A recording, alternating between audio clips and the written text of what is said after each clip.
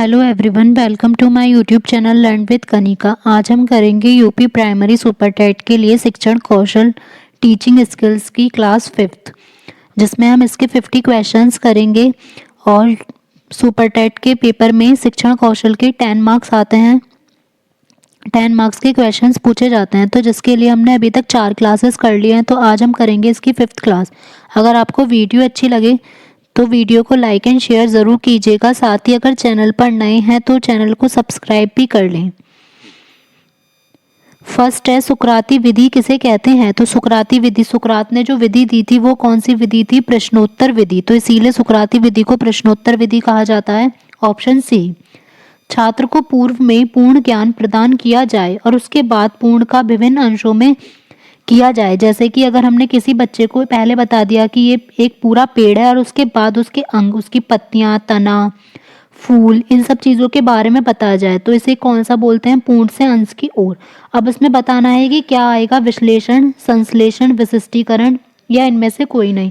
तो जब पहले पूर्व ज्ञान दे दिया जाता है, उसके बाद उसके पार्ट के बारे में बताया जाता है, तो उसे हम बोलेंगे विश्लेषण करना, जैसे एनालिसिस। और संश्लेषण को इंग्लिश में बोलेंगे सिंथेसिस। तो हमारा आंसर होगा यहाँ पर एनालिसिस, ऑप्शन ए विश्लेषण। सन 1835 क्यों प्रसिद्ध है? तो 1835 में क्या हुआ था ये बताना है कि वो किसके लिए प्रसिद्ध है। तो हमें पता है कि 1835 क्यों प्रसिद्ध है? मैकाले निस्पंदन सिद्धांत के लिए। या ये पूछा जा सकता है कि मैकाले सिद्धांत कौन से ईयर में आया था? 1835 में।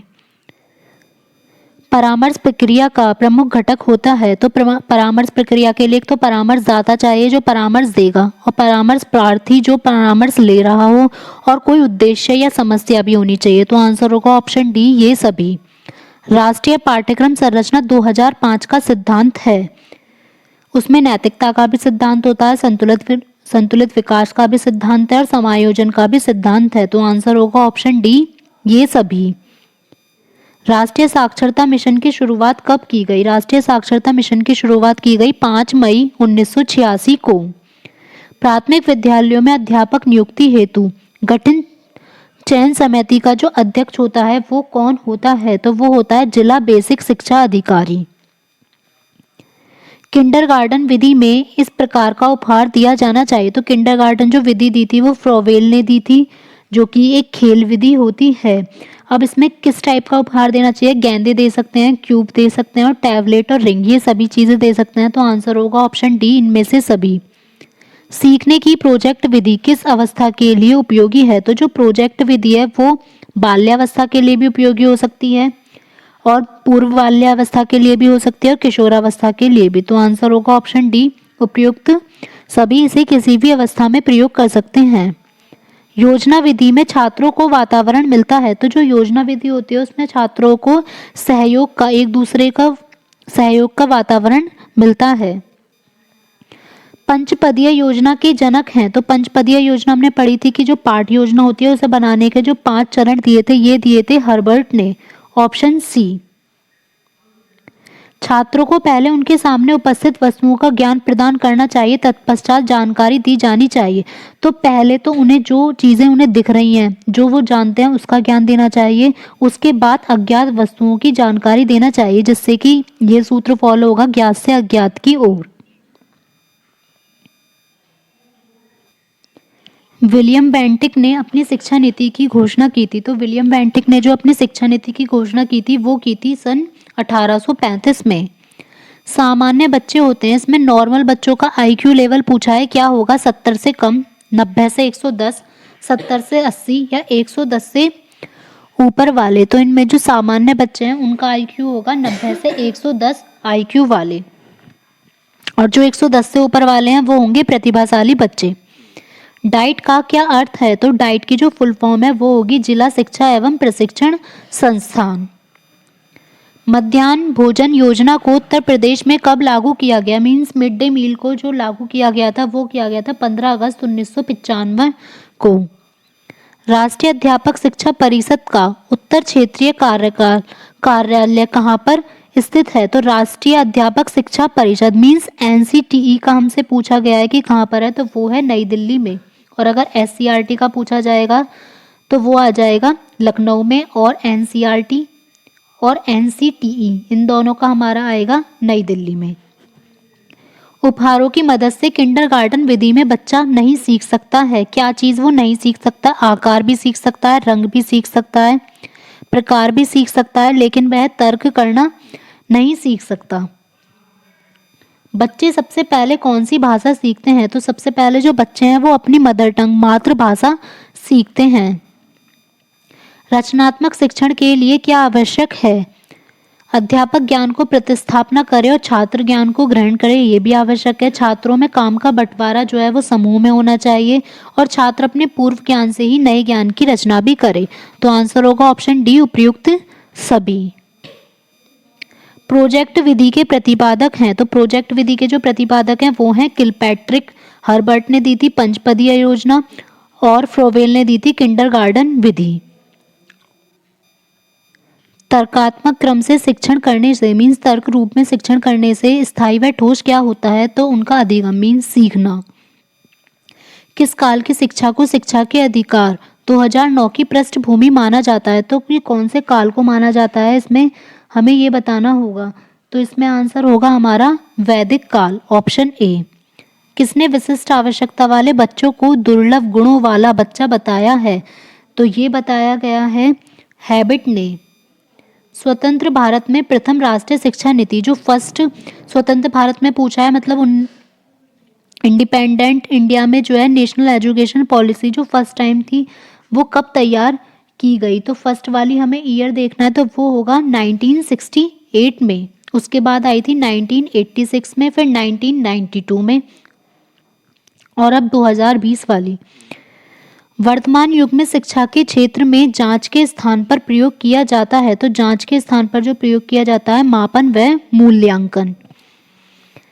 एनसीटीई का कार्यालय भी हमने पढ़ा था कि वो दिल्ली में है, तो लेकिन अब बताना है कि इसकी स्थापना कब की गई थी? 1995 में, जब मिड डे मील योजना शुरू की गई थी इसी ईयर में, और इसी ईयर में एनसीटीई की स्थापना भी हुई थी। किंडरगार्टन विधि अच्छी है स्कूल से पहले बच्चों के लिए, प्राथमिक स्तर के बच्चों के लिए, नर्सरी स्तर के बच्चों के लिए, माध्यमिक स्तर के बच्चों के लिए? तो जो किंडरगार्टन विधि होती है वो फ्रोवेल ने दी थी खेल विधि, जो कि नर्सरी स्तर के बच्चों के लिए अच्छी होती है। अध्यापक विज्ञान विषय का अध्यापन करवा रहा है तथा छात्रों को खनिज दिखाकर प्रश्न पूछता है कि इनका रंग कैसा है और यह किससे बना है। तो यह अध्यापन योजना के किस सोपान में आएगा कि कौन सा है? तो ये होगा हमारा प्रस्तावना। गांधी जी द्वारा प्रस्तावित बेसिक शिक्षा, तो गांधी जी ने जो बेसिक शिक्षा दी थी उसको क्या बोला जाता है? बुनियादी शिक्षा। ह्यूरिस्टिक विधि कहा जाता है अन्वेषण विधि को, जिसे खोज विधि भी कहा जाता है, और इसकी खोज किसने की थी? आर्मस्ट्रॉन्ग ने। पूर्ण से अंश की ओर का शिक्षण सूत्र किस पर आधारित है? तो पूर्ण से अंश की ओर का जो शिक्षण सूत्र है वो गेस्टोल्ट मनोविज्ञान पर आधारित है। वैदिक कालीन शिक्षा व्यवस्था में क्या होता था? तो वैदिक कालीन शिक्षा व्यवस्था में जो शिक्षा थी वो पूर्ण रूप से निःशुल्क थी। आंशिक शारीरिक रूप से अक्षम बच्चों को विभाजित किया जाता है, तो वो कितने भागों में विभाजित किया जाता है? 4 भागों में। जैसे कि इस टाइप से आ जाएगा, श्रवणवादित अलग, अस्थिवादित अलग। भारत में तृतीय राष्ट्रीय शिक्षा नीति घोषित हुई थी, जो थर्ड नेशनल एजुकेशन पॉलिसी थी, तो वो कब घोषित की गई थी? तो जो थर्ड की गई थी वो की गई थी 1986 में। अध्यापन क्रियाओं द्वारा छात्र के पक्षों का विकास किया जाता है, तो इसमें तीनों ही पक्ष आते हैं, ज्ञानात्मक, भावात्मक और क्रियात्मक। तो आंसर होगा ऑप्शन डी, ये सभी। CIET की स्थापना की गई, तो CIET की जो स्थापना है वो की गई थी 1984 में। निम्नलिखित में से कौन सी गतिविधि मॉन्टेसरी शिक्षण विधि से संबंधित है? तो मॉन्टेसरी शिक्षण विधि से संबंधित इनमें जो होगी वो गति शिक्षा भी होती है, सांवेदिक शिक्षा भी और भाषा शिक्षा भी। तो आंसर होगा ऑप्शन डी, इनमें से सभी। बड़ी कक्षाओं के लिए श्रेष्ठ विधि है, तो बड़ी कक्षाओं के लिए जो विधि अच्छी होगी वो होगी समस्या समाधान विधि। बाल केंद्रित शिक्षा के प्रवर्तक कौन थे इन सब में से? तो बाल केंद्रित शिक्षा के प्रवर्तक थे महात्मा गांधी। यही बुनियादी शिक्षा के भी प्रवर्तक थे।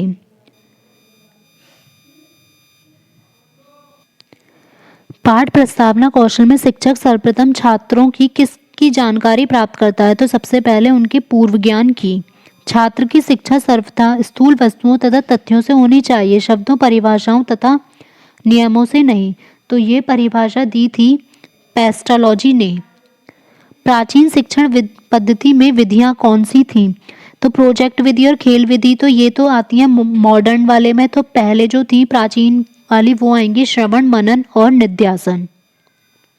आंशिक दृष्टिबाधित वाले बच्चे पढ़ सकते हैं। तो अगर आंशिक दृष्टिबाधित वाले बच्चे का पूछा है उत्तल लेंस की सहायता से, अवतल लेंस की सहायता से, समतल लेंस की सहायता से या किसी भी प्रकार के लेंस की आवश्यकता नहीं पड़ती, तो इसमें आएगा उत्तल लेंस की सहायता से, जिससे कि बड़ा दिखाई देगा। शिक्षा आयोग का गठन कब हुआ था? तो शिक्षा आयोग का जो गठन है वो हमें ईयर देखना है, 14 जुलाई 1964 को। सामान्य रूप से मापन का अर्थ के रूप में वर्णित है। तो मापन का जो अर्थ होता है उसे क्या कहा जाएगा? अंकों के रूप में। उत्तर प्रदेश राज्य हिंदी संस्थान कहाँ पर स्थित है? तो उत्तर प्रदेश राज्य हिंदी संस्थान स्थित है वाराणसी में। बुनियादी शिक्षा महात्मा गांधी द्वारा दी गई है, यह किस सिद्धांत पर आधारित है? ये है करके सीखने के सिद्धांत पर, मीन्स क्रियाशीलता का सिद्धांत। निम्नलिखित में से कौन सी छात्र केंद्रित विधि नहीं है?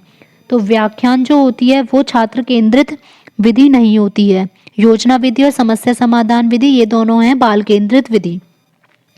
मॉन्टेसरी शिक्षा प्रक्रिया में बाल घर से क्या तात्पर्य है? तो बाल घर मीन्स बालक का घर, तो वो उसको बोला गया है विद्यालय को।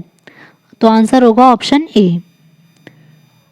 तो आज हमने ये 50 क्वेश्चंस कर लिए हैं 5th क्लास में। कल हम करेंगे इसकी 6th क्लास। अगर आपको वीडियो अच्छी लगी हो तो लाइक एंड शेयर ज़रूर कीजिएगा, साथ ही कमेंट करके बताइएगा। Thank you.